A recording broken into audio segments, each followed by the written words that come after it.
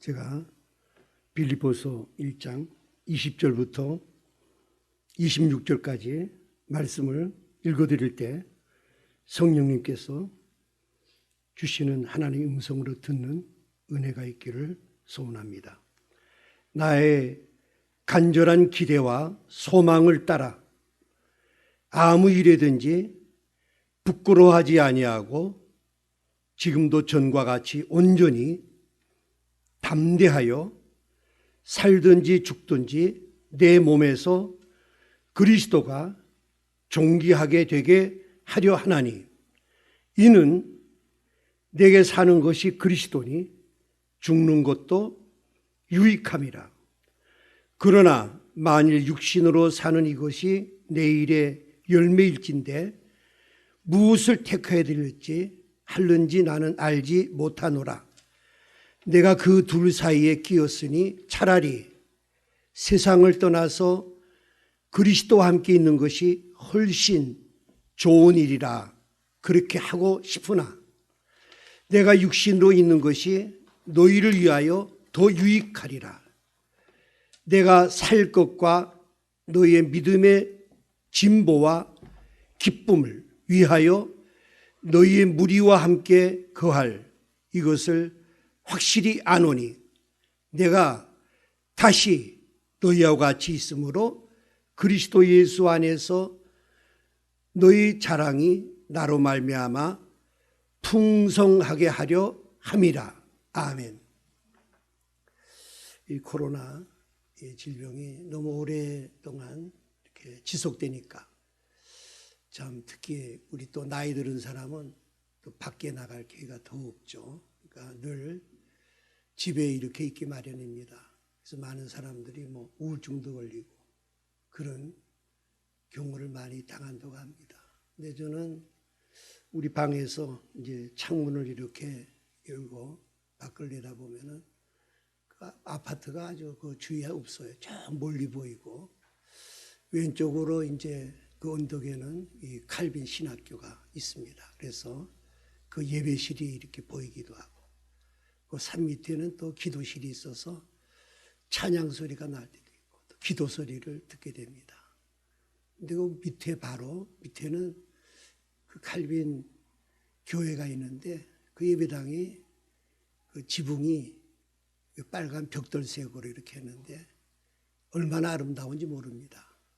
그리고 그 왼쪽으로는 산이 높은 산이 있고 앞에는 또 울창하게 이렇게 나무들이 이렇게 많이 쌓여 있습니다.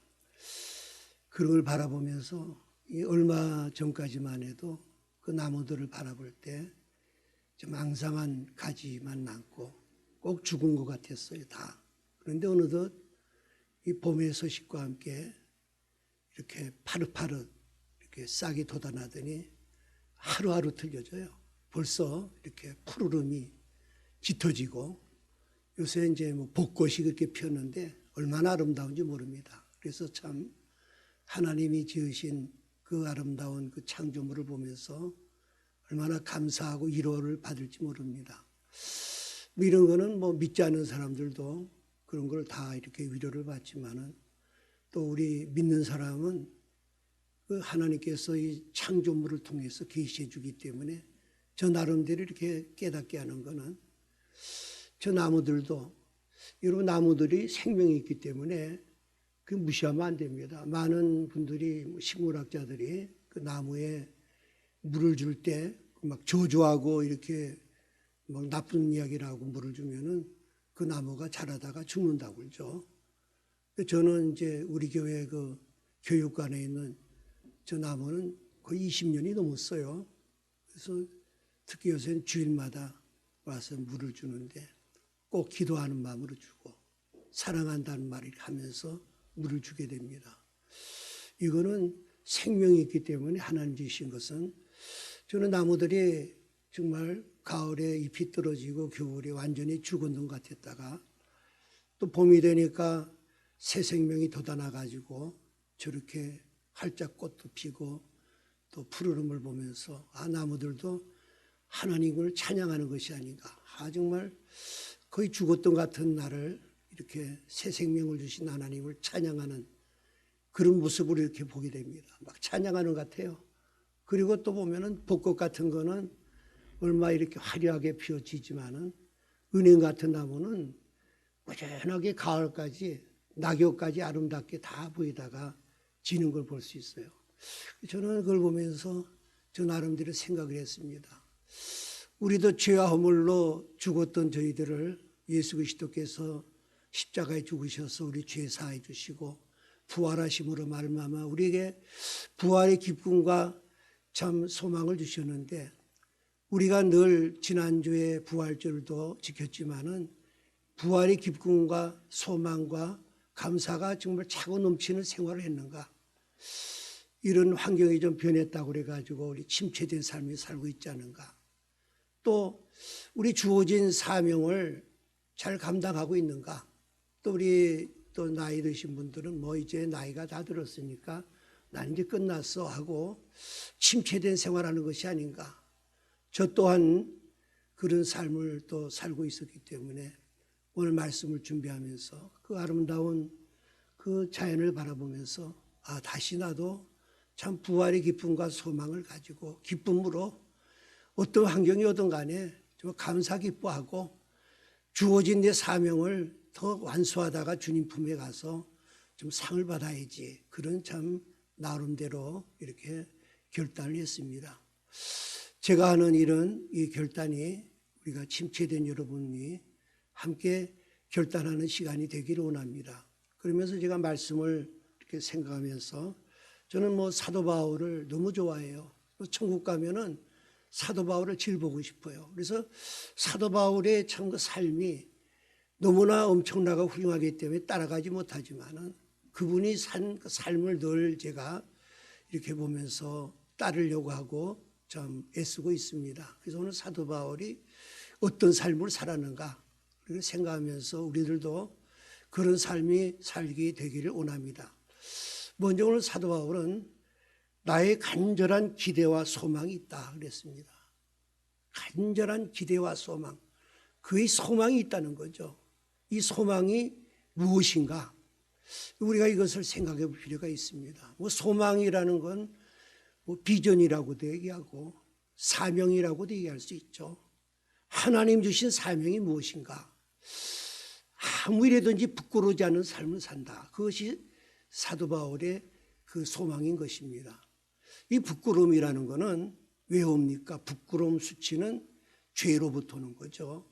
그래서 바울이 이런 부끄럽지 않은 삶을 산다는 것은 무엇을 이야기하는 것인가? 우리는 이 땅에 살면서 우리 개인적인 욕망이나 뭐 나를 위한 삶을 살려고 하는 그런 욕망이 있죠. 그것은 뭐 물질을 우리가 많이 얻는 것이 우리의 소망이 될 수도 있고, 또 명예를 뭐 갖고자 하고, 어떤 분들은 뭐 자식에 대해서 전 생애를 거기에 희망을 두고 사는 분도 있어요. 근데 이런 자기로부터 나오는 이런 욕망은 우리가 한마디로 이야기하면은 뭐 사막의 신기루와 같죠. 이렇게 잡을 것 같으면서도 잡히지 않다가 우리 나중에 우리 그 신기루 이야기할 때 보면 그 그림 같은 데 보면 사막의 해골 같은 그림이 나오죠. 마지막에는 모래무덤에 죽는 것이 인생이 아닌가. 또 그러다가 그런 것을 추구하다가 실패하다든가 이럴 경우에는 부끄러움과 수치가 옵니다. 이거는 나의 욕망, 나를 위해 사는 것들이 실패할 때는 내 죄로 오기 때문에 수치가 오게 됩니다. 이때 빨리 회개하고 주님 앞에 돌아와서 새로운 소망을 가져야 됩니다. 그런데 사도 바울은 부끄럽지 않는 이 소망이라는 것은 참 가장 가치 있는 소망이다. 그런 비전이 사도 바울은 일생에 무엇을 가졌습니까? 그는 복음을 전하는 것. 왜 복음 전하는 게 가장 가치 있는 것입니까? 바로 예수님께서 우리에게 마지막에 부탁하신 최대의 지상명령이 땅끝까지 복음을 전파하는 것. 이것이 귀한 우리 사명이죠. 이건 사도 바울뿐만 아니라 믿는 우리들에게는 모든 것들이 이 복음 전파하는 것이 귀한 사명이죠. 이건 우리가 수평적으로 우리 인간에게 하는 거라고 하면은 하나님 앞에는 어떻게 했느냐? 어떤 자세로 했는가? 너의 몸을 자기의 그 살든지 죽든지 내 몸에서 그리스도가 존귀하게 합니다. 하나님께 영광을 돌리는 삶을 살았다는 거죠. 그래서 바울이 어떻게 보면은 인간 삶을 보면 실패한 사람이죠. 그 많은 좋은 거 다 버리고 지금 감옥에 들어가 있는데 실패했지만은 그 실패한 것이 아니다. 난 부끄럽지 않다. 나는 복음을 전파하고 하나님의 영광을 위한 일을 했기 때문에 이런 감옥에 들어왔지만은 나는 부끄러운 삶이 아니다. 난 가장 가치 있는 삶이라는 것입니다. 사랑하는 여러분 어디에 기대와 소망을 갖고 계십니까?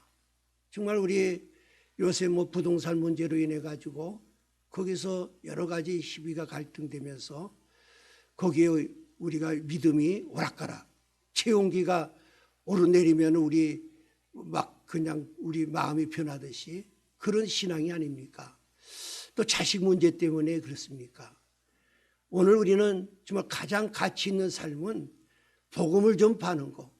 복음 전파하는데 사도 바울은 언제 그 사명을 받았습니까?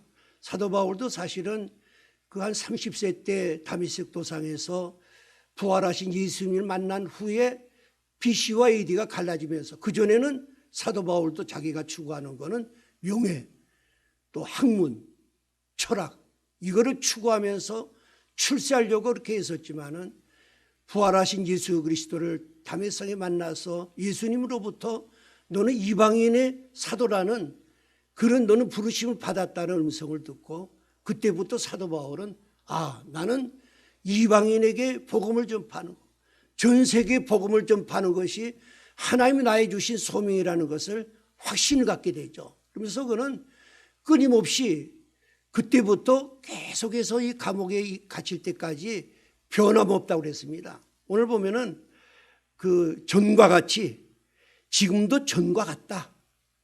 우리는 젊었을 때에는 많은 꿈도 있고 비전도 있고 있지만은 또 나이가 들고 또 바울과 같이 감옥에 들어가서 이제 이 재판을 통해서 이제 재판이 죽느냐 이 선고가 이제 재판을 기다리고 있었거든요.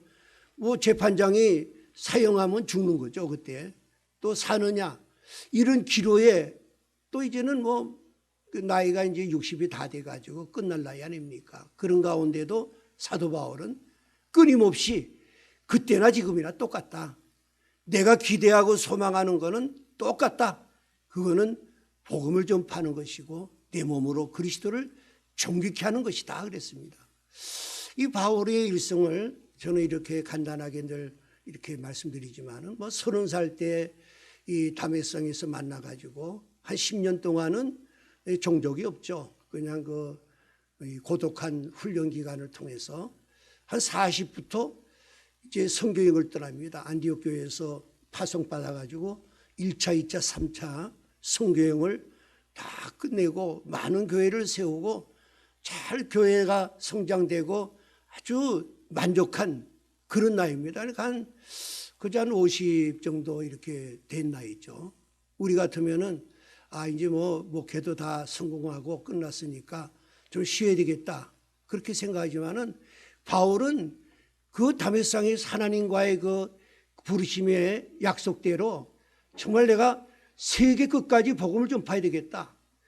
그 은퇴하고 나서 그 다음에 다시 3차 성경을 끝나서 하나님께 기도하죠. 로마를 꼭 보아리라.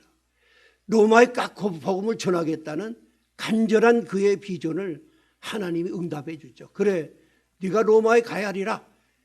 응답을 받고 그때부터 계속해서 4차 성경이라고 얘기하겠지만은 로마로 향하여 그가 달려가게 되는 것이죠. 그 달려가는 모습은 쇠사슬의 매임을 받았다.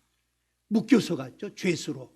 이제 로마의 가이사에 가서 이제 그 재판을 받기 위해서 로마 시민권을 가졌기 때문에 특권을 가지고 가이사의 재판을 받기 위해서 이 쇠사슬이 묶여갑니다.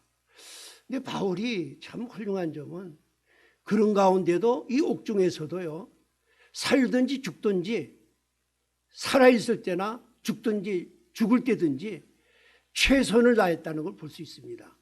특히 보면 이 로마 감옥에 이렇게 쭉 있었지만은 때로는 그 시위대 뜰에 나와서 이렇게 묶여 있으면서 이 로마의 그 시위대 뜰을 경호원들, 이 경호원은 그냥 경호원이 아닙니다. 그 로마 황제의 시위대이기 때문에 최고의 엘리트들이죠. 귀족들이죠.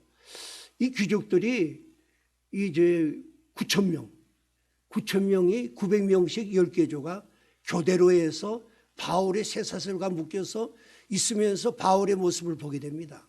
근데 바울은 몸으로 하나님께 영광을 돌렸죠. 그 몸 자체가 말도 안 했어요. 뭐 바울이 말도 할 수 있고 로마도 할 수 있지만 안 하고 침묵으로 있는데 이 시위대 사람들이 이렇게 보니까 그 얼굴을 보니까 얼굴이 막 빛이 나고 기쁨이 넘치고 감사가 넘치고 이 빌립보서 주지가 감사와 기뻐하는 거 아닙니까? 그걸 보면서 이분들이 저 사람이 믿는 예수가 과연 누군가 이러면서 그분들이 변화되기 시작했죠. 그래서 가족들에게 들어가서 복음을 전하면서 이 귀족들부터 이 복음이 전하게 됐습니다. 이 사도 바울로 보면 그렇지만은 하나님의 뜻은 이 로마를 복음으로 점령하는데 사도 바울이라는 사람을 사용하신 것이죠. 그것도 크게 한 것이 아니라 침묵을 통해서 그 모습을 통해서 그것이 전파되면서 귀족들이 예수를 믿기 시작하면서 마지막에 AD 313년에 콘스탄티 대제 때 이 콘스탄티의 어머니가 신실한 어머니였죠. 기독교 신자였죠. 기독교를 공인하게 되었다. 이거 뭐 하나님의 섭리는요. 우리는 막 그냥 대붕해를 여기고 많은 사람들이 막 해서 움직이는 게 아니죠. 한 사람, 소수의 사람을 통해서 조용하게 내 삶을 통해서 나를 전하는 거죠. 그래서 여러분 몸으로 그리스도를 존귀케 한다는 말은 우리 몸이라는 거는 굉장히 중요합니다. 세상의 모든 종교들은 몸을 학대하죠. 그래서 몸을 학대하면은 더욱 신이 좋아한다. 이래가지고 우리가 갈멜산에서도 보면은 막 이 바알 믿는 사람이 칼로 몸을 그리고 또 우리 뭐 스님들도 보면은 막 그냥 가서 먹지도 않고 막 단식하고 막 학대하죠. 뭐 성철 스님이나 이런 데를 다 보면은. 근데 기독교는 그게 아닙니다. 몸은 우리 그 고린도전서에 말씀했듯이 너희 몸은 네 것이 아니다. 하나님이 너한테 준 것이다. 그 이야기하죠. 그리고 네 몸은 얼마나 귀중한지 아냐? 내가 핏값으로 널 샀다. 우리 몸을 예수 그리스도께서 십자가에 죽으셔서 우리 몸을 사셨다는 거죠. 그렇기 때문에 너희 몸을 통해서 하나님께 영광을 돌려라. 그러면 우리는 몸을 깨끗하게 됩니다. 몸을 잘 성결하게 하고. 그래서 우리 한국교회 가장 문제는 막 많이 부흥됐지만은 우리 몸을 성결하게 돼요. 그래서 사도 바울이 계속 이야기하잖아요. 로마서에도 너희 몸을 하나님이 기뻐하시는 산 제물로 드려라. 이것이 영적 예배다. 그래서 이 말씀은 우리가 이 안에서 예배드리고 막 기쁨에 충만하지 여기 머무는 것이 아니라 너희들이 나가서도 삶 자체에서 너희 몸을 통해서 하나님께 영광을 돌릴 때 많은 사람들이 구원의 길이 열리는 거죠. 지금 한국교회가 지금 문제인 게 뭡니까? 우리가 그리스도인들이 밖에 나가서 우리 몸을 통해서 온전하게 하는 영광을 돌리고 깨끗한 삶을 살지 못하기 때문에 우리 교회가 세상으로부터 이렇게 손가락질을 받는 거 아니겠습니까? 그래서 우리 몸은요 참 깨끗하게 하고 정결하게 하고 또 좋은 음식도 잘 잡수고 어떤 분은 목사는 아주 가난하고 그냥 찌들려 가야지 아주 은혜롭다 하는데 이거 다 잘못된 이방 사상이죠. 목사도 잘 음식을 가려서 잘 먹고 특히 우리 그 술이나 이 담배 또 요새는 그것도 아니에요. 마약 이런 거를 어떤 사람 그래 술 마시지 말라는 게 속이 그리 많이 있어 그러지만은 너희 몸은 성령의 전이 계신다. 우리 안에 거룩한 영이 우리 안에 계신다는 거죠. 그 사도 바울이 갈라디아 2장 20절에도 내가 그리스도와 함께 십자가에 못 박혔나니 옛날에 나는 이미 2000년 전에 십자가에 못 내가 모든 게 다 못 박혔으니까 이제는 내가 사는 것이 아니라 내 안에는 예수 그리스도께 사는 것이다. 우리 안에 예수님이 우리 몸에 계신다는 거죠. 왜 우리 몸이 중요하냐면은 우리가 예수님이 재림할 때요, 우리 흙으로 되어 있지만은 우리 몸이 신령한 몸으로, 죄 없는 몸으로 부활합니다. 몸과 영혼이 다 부활해요. 우리 몸은 굉장히 중요하다는 거죠. 사도 바울이 이렇게 그 무언으로 이렇게 전도할 수 있었던 것은 그가 깨끗했기 때문에, 그 능력이 나오니까 사람들을 사로잡았던 것입니다. 바울은 또 그만했습니까? 그 감옥서가 성소로 만들었죠. 이 빌립보서, 에베소서, 골로새서, 빌레몬서, 이 옥중 소신을 여기서 기록해서 지금 우리와 같은 많은 분들이 이 말씀을 읽고 얼마나 은혜 받고 구원을 받습니까? 근데 바울이요, 이스라엘의 소망을 위하여 내가 쇠사슬에 묶여서 간다, 그렇게 이야기합니다. 사도행전에 보면은. 왜 내가 가느냐? 이스라엘의 소망을 위해서 내가 쇠사슬에 묶여간다. 이 말씀은 이스라엘은 결국 이스라엘만 이야기하는 것이 아니죠. 전 세계 모든 사람들에게 소망을 주기 위해서 내가 간다는 것이죠. 여러분 생각해 보시기 바랍니다. 이 땅에 소망이 어디 있습니까? 이스라엘의 소망, 우리 모든 인류의 소망이 무엇입니까? 바로 예수 그리스도, 복음입니다. 복음만이 소망이라는 것입니다. 여러분, 복음하면 예수의 십자가의 부활을 이야기하는데 그 아무것도 아닌 것 같죠? 이거는 놀라운 능력이 있습니다. 개인의 삶을 변화시킬 때, 우리 전도 폭발할 때 우리 간증을 많이 했잖아요. 그때 뭐 김대둔이 사람을 17명 죽이고 막가파들 전부 갈 때 이 전도 폭발 팀이 가가지고 이 복음을 전할 때 그들이 깨지고 회개하고 천국 백성이 되지 않았습니까? 우리 자녀들도 그래요. 자녀들도 키울 때 보면 처음에 잘 듣지만은 조금만 크면은요 벌써 눈길을 안 주죠. 자꾸 멀리하려고 하고 말 안 들어요. 때려도 안 됐습니다. 아무리 교육시켜도 안 됩니다. 사랑으로 복음을 전해야 돼요. 예수 그리스도가 그 안에 들어올 때 그는 변화가 되는 것입니다. 아까 얘기했지만 우리 몸이 성령의 전이기 때문에 이 더러운 걸 놓으면요 싫어해요. 저도 지난날에 이렇게 이 모태신앙이지만은 사업하면서 술도 많이 마시고 안 마시면은요 아무것도 아닌 것 같지만은 신앙이 침체가 돼요. 왜냐하면은 내 안에 성령의 전이 계시기 때문에 벌써 신앙생활하는데 막 열심히 했다가 나중에 또 뒤로 가고 하니까 전진을 못해요. 사랑하는 여러분, 복음만이 우리 개인적인 삶을 살 뿐만 아니라 이 민족도 삽니다. 제가 늘 존 웨슬리를 이야기하지만은 그 당시에 영국은 국교 바로 성공회가 타락했죠. 목사가 술 마시고 올라가 설교를 했죠. 초등학교 어린이들이 술 냄새가 풍기는 가장한 타락 시기에 하나님은 존 웨슬리를 썼던 것입니다. 웨슬리 가정은 목사 가정이었죠. 자녀가 14명이었어요.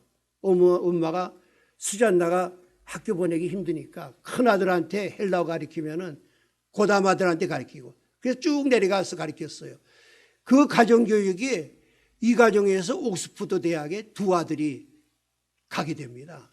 이 존 웨슬리하고 찰스 웨슬리가. 그래서 이들이 옥스퍼드에 들어가 보니까 막 너무나 타락했거든요. 그래서 그들이 세 사람을 모아가지고 5명에서 홀리 클럽을 만들어가지고 기도와 말씀을 합니다.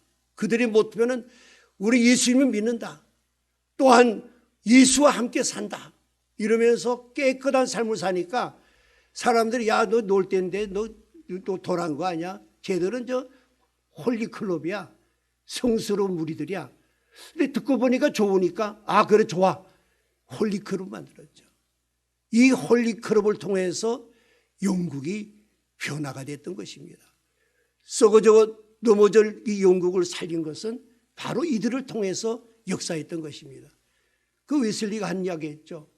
바로 죄를 무서워하는 사람, 하나님을 두려워하는 사람, 예수 그리스도의 십자가만을 사랑하는 사람 10사람만 있으면은 이 세계를 변화시킨다 그랬죠. 이 세계가 나의 교구라고 그랬습니다. 사랑하는 여러분, 우리나라 현실이 어떻습니까? 다 말씀을 드릴 수가 없죠. 먹고 살기 힘들어 그런 게 아니죠. 너무 부정부패가 심하고 썩어 냄새 나니까 정말 머리가 아파요. 이거 어떻게 새로운 지금 이번에 선거에서 새로운 정권이 많이 들었으면은 그 소망이 있습니까? 계속 소망 가졌지만은 똑같은 역사의 수레바퀴가 도는 거 아니겠습니까? 이 민족의 소망은 어떤 정치에 있는 것도 아니고 물질에 있는 것도 아닙니다. 한강의 기적이 난다고 변화되는 게 아닙니다. 예수 그리스도만이 소망입니다. 예수 그리스도를 영접하고 정말 우리가 나가서 주님 앞에 대통령으로부터 무릎 꿇고 눈물로 회개한 역사가 있을 때만이 이 민족이 변화가 있고 이 나라가 회복될 줄로 믿습니다. 사랑하는 여러분, 우리 두 번째 주시는 메시지는 무엇입니까? 삶과 죽음의 갈등을 느껴본 일이 있습니까? 인간은요, 그 욕망이 두 가지가 다 있습니다. 아주 살고자 하는 욕망이 강할 뿐만 아니라 죽고자 하는 욕망도 있습니다. 여러분, 성경에 보면요, 예수님도 겟세마네 동산에서 기도할 때 내가 심히 고민하여 죽게 되었다 그래요. 모세도 그랬어요. 엘리야도 그랬습니다. 그만큼 우리 인간의 죄성 가진 본능은 죽고 싶은 마음이 있다는 거죠. 여러분이 그 셰익스피어의 햄릿이라는 그 작품이 나오지 않습니까? 그 아버지 부왕이 햄릿에게 나타나가지고 삼촌 클라우디우스 왕이 됐지만은 저가 나를 참 억울하게 죽임을 당했다 내가. 그로부터 참 어려운 죽음을 당해서 왕권을 빼앗겼다. 그 이야기하니까 햄릿이 그 이야기를 듣고 참 고민을 하게 되죠. 그 독백이 뭡니까? To be or not to be, that is question이라고 그랬죠. 이 말은 우리가 많은 분들이 쓰는 말 아닙니까? 사느냐 죽느냐 이것이 문제도다. 햄릿은 그 순간에부터 내가 복수를 할 것인가? 안 그러면 내 치욕적인 이 삶을 그대로 살 것인가? 아니면 죽음으로 이 모든 고민을 끝낼 것인가? 계속 고민하죠. 그렇지만은 하나의 더 고민이 있었죠. 근데 내가 죽은 다음에 가보지 못한 저 세계에 대한 두려움과 공포가 있었던 것입니다. 그래서 그건 그 두려움 때문에 그대로 이대로 살아야지. 사랑이 이거는 우리 믿지 않는 많은 사람들의 고민이기도 합니다. 그래서 그걸 잘못하면 자살에 이르기도 하죠. 오늘 사도 바울의 고민은 어떤 고민이었습니까? 사도 바울도 사느냐 죽느냐 두 사이에 내 끼어 있다고 그랬어요. 두 사이에 끼어가지고 어느 쪽을 내가 죽는 걸 원하는지 사는 걸 원하는지 결정해야 되는데 참 고민이다.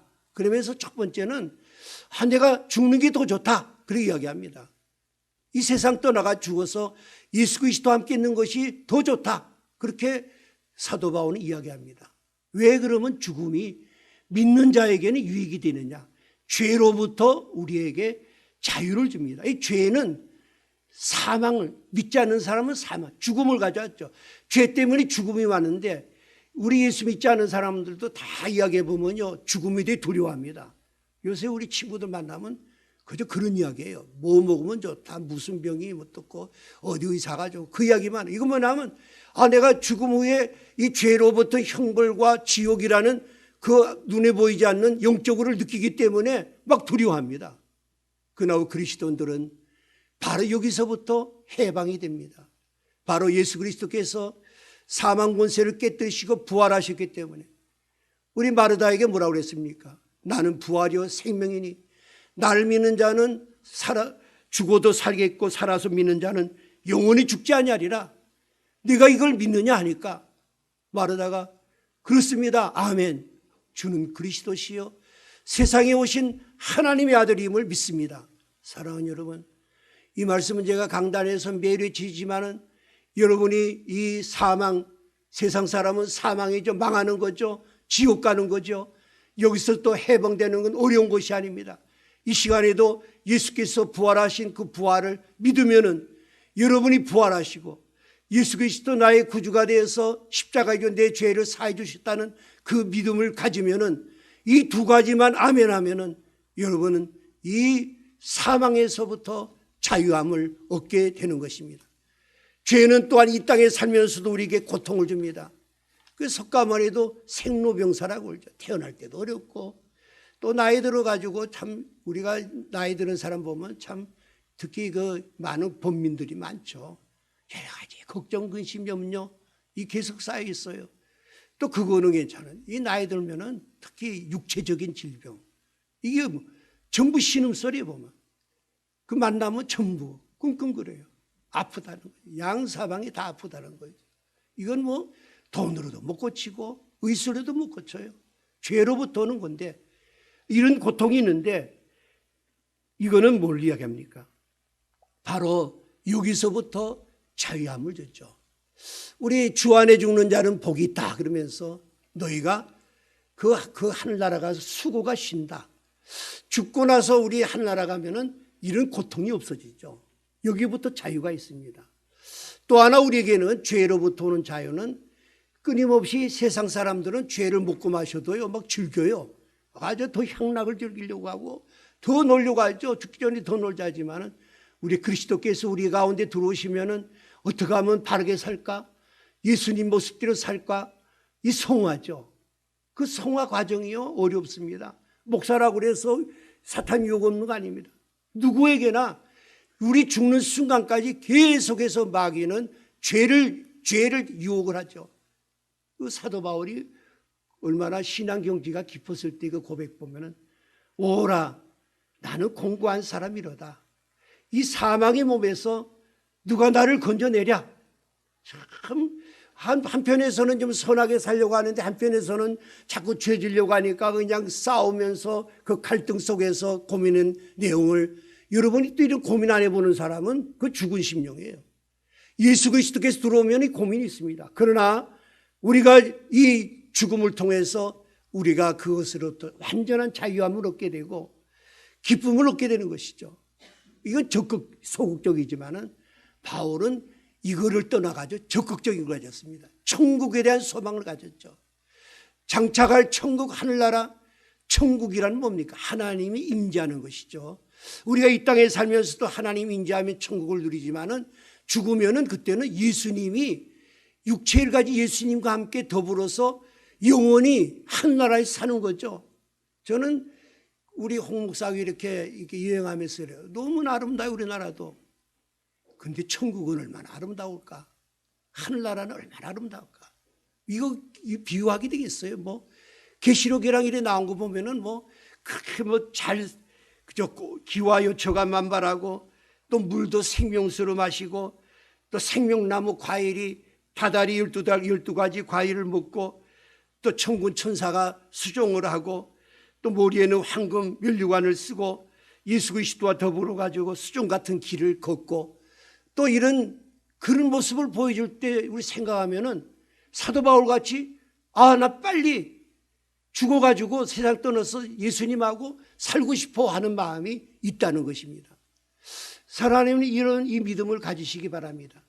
내가 이 땅이 너무 고통스러우니까 빨리 떠나야지 이런 생각을 하게 되면 잘못하면 그리스도인들도 스스로 죽습니다. 의지가 약하면. 그러나 우리는 바울은 오히려 감옥 속에서도 나는 기뻐한다, 감사한다면서 저 천국을 향해서 그리스도와 함께 있을 생각하면서 나는 빨리 죽고 싶다, 죽어서 주님 품에 안고 싶다고 하는 간절한 처음의 소원이 나옵니다. 근데 바울이 여기서 끝나면 또 그냥 훌륭하다고 하는데 그러나 그럽니다. 그러나 나는 또 다시 생각하니까 내가 여기 육체 가운데 있는 거 그리스도와 함께 있는 것이 더 좋다. 육신으로 거하는 것이 너에게 유익한 거 아니냐. 너희라는 말은 빌립보 교회를 이야기하죠.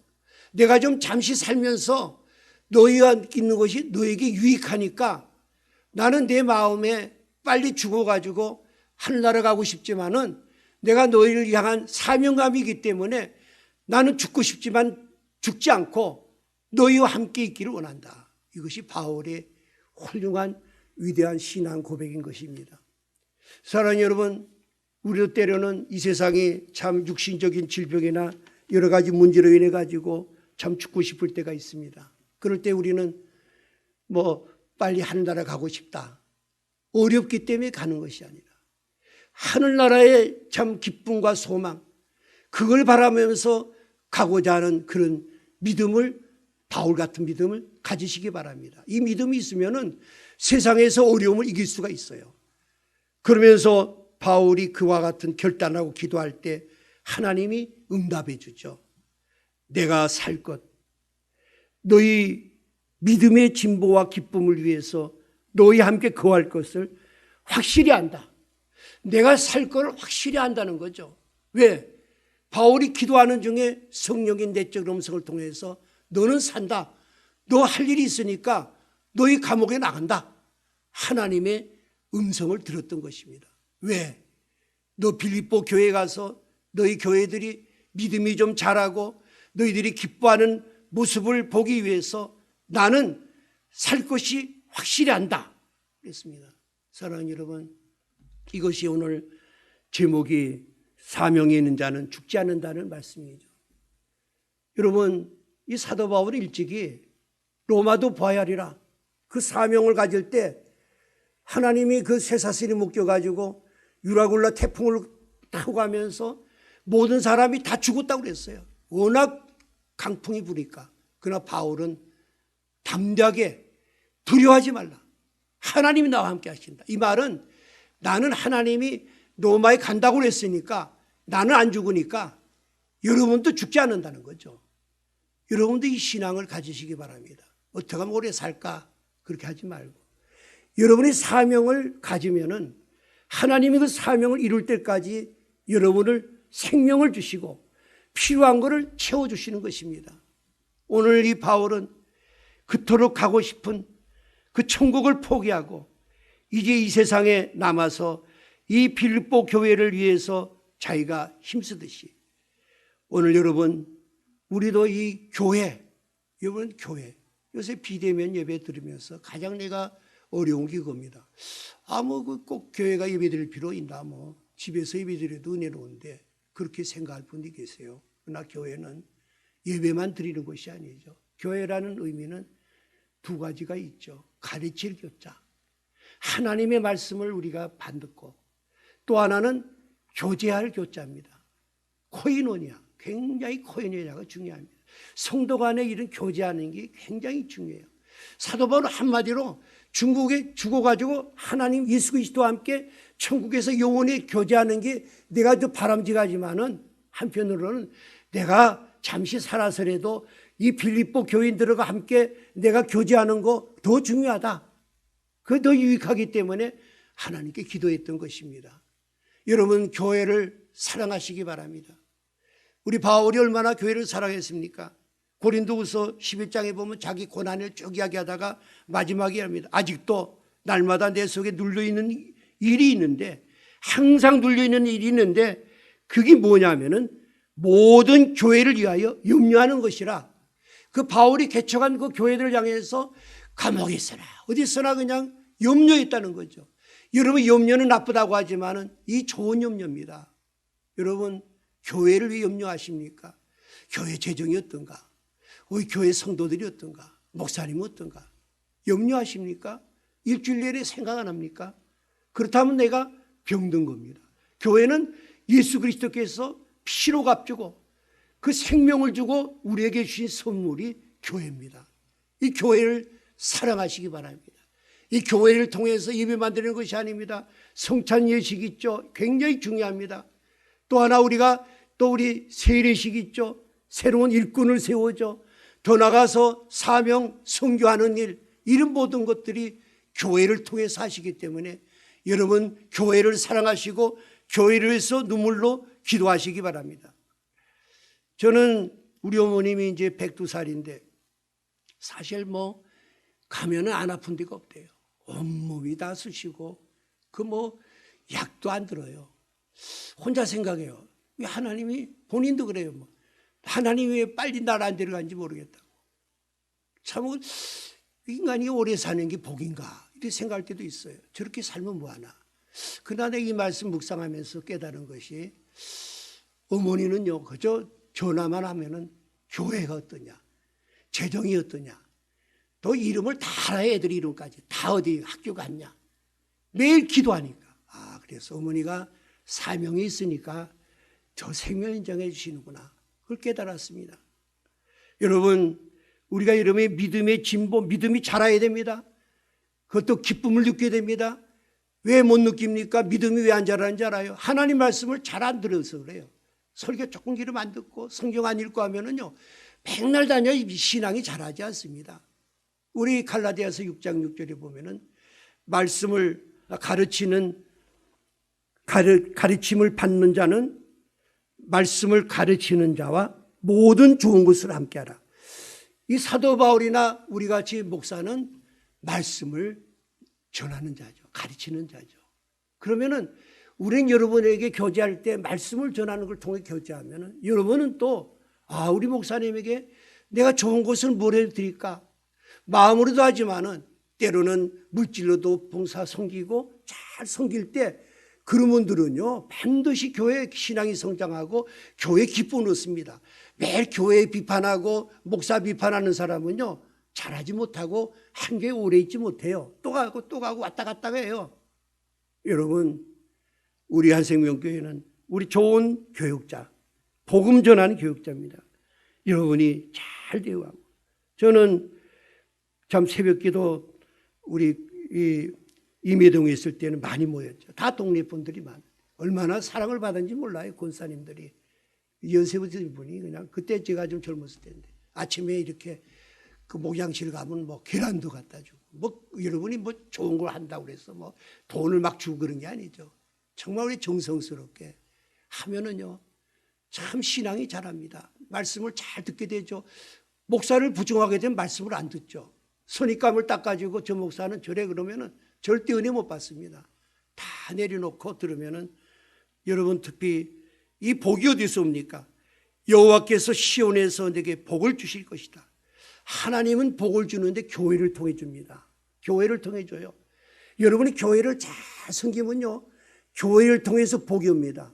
우리 한생명 가족들 보면 다 복 받았어요. 다 이래 보면은 물질적으로도 복을 받고 다 받았어요. 교회를 잘 섬기니까 이 복을 주시는 것입니다. 근데 우리 마지막으로 사도 바울이 유명한 고백했습니다. 내가 다시 너희와 함께 있으므로 그리스도 예수 안에서 너희 자랑이 나로 말미암아 풍성하게 하리라. 내가 다시 한번 하겠다. 내가 죽음까지도 생각했는데 이제는 나가서 내가 다시 한번 열심히 해보겠다. 사랑하는 여러분, 오늘도 우리가 이런 결단이 있으시길 바랍니다. 우리 많이 침체됐습니다. 내가 다시 이 시간부터 교회를 위해서 최선을 다하겠습니다. 결단하는 시간 되시기 바랍니다. 바울은 이대로 참 이 1차, 2차 투옥이 끝난 다음에 이 서신을 그때 다 쓰고 나서 잠시 풀려났다고 그러죠. 풀려나가지고 스페인까지 가서 복음을 전하고 마지막에 이 순교, 네로 황제도 순교했다고 그랬죠. 그래서 이 살든지 죽든지 바로 사도 바울은 온 전신을 다해서 죽음까지도 하나님께 영광을 돌렸던 것입니다. 이 말씀을 가지고 성공한 사람이 제가 좋아하는 리빙스톤이죠. 선교사, 의사, 탐험가. 그의 탐험하는 거는요, 빅토리아 호텔이고 전부 리빙스톤이 이거 탐험해서 했습니다.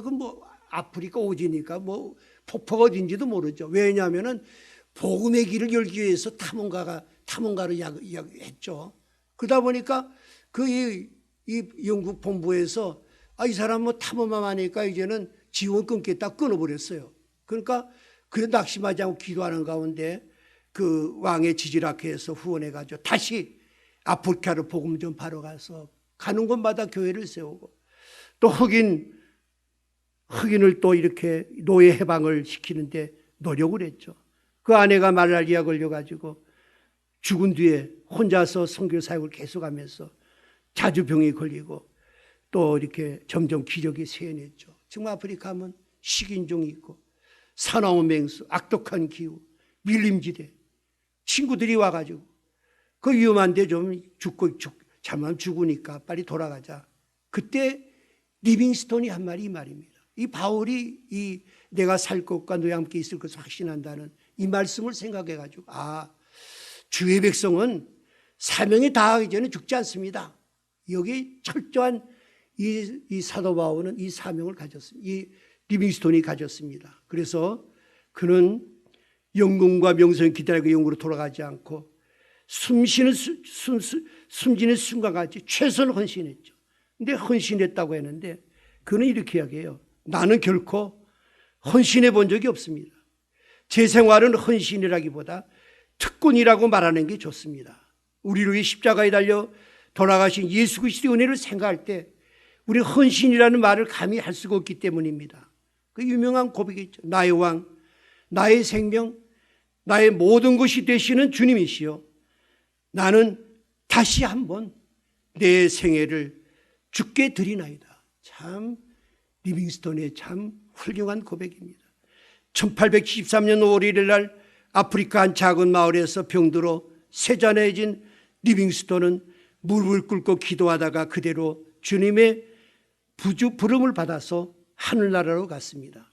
그를 사랑하는 아프리카 원주민들이 리빙스톤의 심장을 도려내어서 아프리카 심장부인 그곳에 묻혔고 나머지 시신은 우리 가보마 영국의 웨스트민스터 교회에 잘 묻혀서 잘 장례를 안치했습니다. 우리 마지막으로 우리는 우리가 사명을 회복하는 시간이 되기를 원합니다. 여러분, 엘리야 이야기를 했죠. 엘리야가 갈멜산에서 대승리하지 않습니까? 근데 바로 오는 거는 하나님이 무슨 기쁜 소식이 아니죠. 이세벨이 칼날을 가지고 죽이려고 할 때 자기 생명을 건지려고 도망가죠. 광야를 도망가다가 로뎀 나무 밑에 가가지고 뭐라고 그랬습니까? 하나님, 내 생명 거둬가세요. 이 말은 뭡니까? 내가 이렇게 다 큰일 다 했으니까 나는 이제 끝나고 다 이 몫은 하나님이 다 하시지 나는 모르겠습니다. 이건 무슨 의미입니까? 우리가 사명을 상실하면 무덤이 되는 것입니다. 여러분, 많은 사람들을 이야기해 보세요. 사명 없는 사람은 그냥 무덤이에요. 허허하대요. 매일 마음이 공허하대요. 왜 그렇습니까? 사명이기 때문에 그래요. 사명이 없으면 무덤이 됩니다. 하나님은 엘리야에게 너는 아직 할 일이 있다. 너 사명이 있다. 로렌나무에서 나무 그늘에서 누워서 그냥 완전히 퍼져 낙심해 자는 바로 이 엘리야에게 천사가 나타나서 어루만져 주고 일어나라 빨리 먹어라. 일어나 보니까 떡과 물이 있었죠. 그걸 먹고 마시니까 힘이 생겼죠. 40주야를 호렙산을 향해서 갑니다. 호렙산 굴속으로 들어가 가지고 있는데 하나님이 음성이 들립니다. 엘리야야, 네가 어째 여기 있느냐? 빨리 굴속에 나와라. 너 산 앞에 서라. 산 앞에 섰어요. 그때 여호와께서 지나가시는데 큰 바람이 불 때 여호와께서 나타나지 않고 지진이 일어나고 불 가운데도 여호와께 나타나지 않고 세미한 하나님 음성이 들렸습니다. 엘리야야, 네가 어찌 여기 있느냐? 네가 왜 낙심하고 주저앉고 있느냐? 주님, 나만 홀로 남았어요. 다 지금 나를 배척하고 나 혼자 어떻게 일합니까? 할 때 아니다. 내가 순수한 남은 자 7,000명을 남겨뒀다. 하나님은 새로운 사명을 주셨습니다.